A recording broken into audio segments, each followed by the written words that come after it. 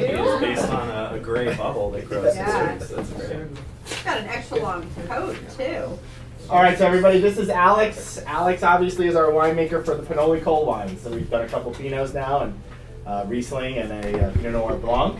And I'll just kind of let Alex talk about what he does, how he does it.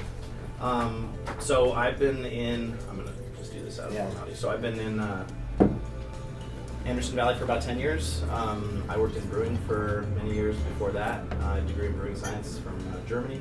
Kind of fell in love with German white wines in that process, and ended up in Anderson Valley a few years ago working at a small winery. And I went back to UC Davis and got a degree in enology, and I've since been working on Pinot Noir, Riesling, and a handful of other German style whites, Alsatian whites. Of course, we're all very French obsessed and like to talk about the French aspects of it.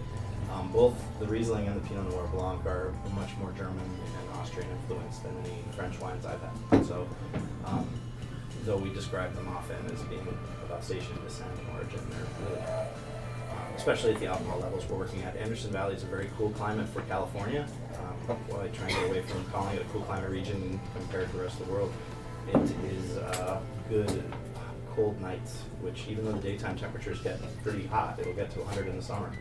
At nighttime we get these wonderful low temperatures that cause metabolic shifts. So the vines are actually sequestering acid late into the season. So instead of seeing a massive acid drop at the end right at ripening, where we're kind of fighting between flavor and acid, we're able to get great hang time a little bit later into the season with good acid retention and still have good character and varietal definition. And one of the things we struggle with in California, especially because we have a lot of times too much heat for the wines we're making, is the loss of varietal character. So in working with single varietal wines like this, it's fun to kind of peel them apart and find the layers inside. So what would be the yield of this vineyard, like tons per acre versus, say, an average California?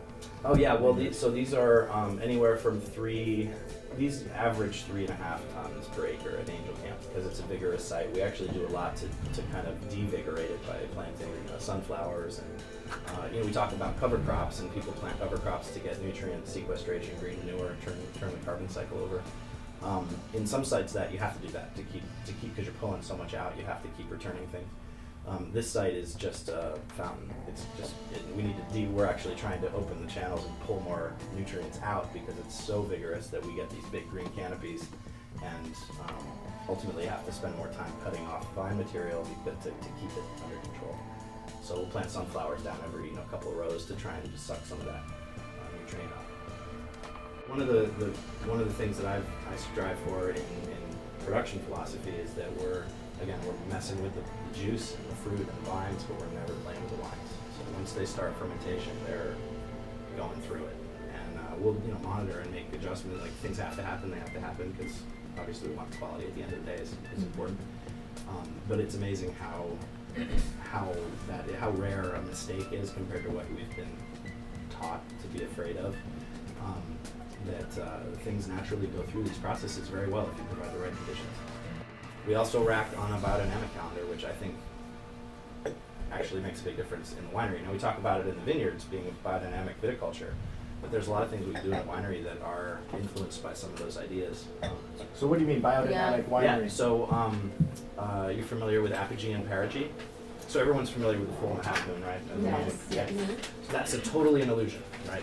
The moon is always there. It's just in our orientation to the sun. So the concept of running your cycle based on a full moon or a half moon is cool in the vineyard or out in the field because you're getting more light, and it's, there's actual photon related reasons to do it. But one of the things we look at more closely than full moon or no moon is apogee and perigee. So the moon moves around the Earth on a more of it's not a full circle, it's actually an oblong oval. So it goes from being closer to the planet to being farther away. And during those cycles, we have peak perigee and peak apogee where it's closer and farther. Now that affects the tides, as we see, and in the same way affects everything. So when we have wine in barrel, People's moods. Definitely. So when we have wine in a barrel, we want to rack at perigee. So we want to rack the wine when the moon is the farthest away. Explain rack real quick. So we got the wine in the barrel, and we're pulling the wine from the top of the lees. So it's been sitting in the barrel, and all the solids have settled. we rack it out by pumping out or siphoning the wine off of the top. So that's racking. Supposed to do one on root day. So on a root day, well, root days are good for doing dirt work. In the vineyard, the root days are days you plant. Those are days you disc roots. You do things that are root oriented. You want to fertilize certain things on those days. But for the wine in the winery, a perigee day on a root day.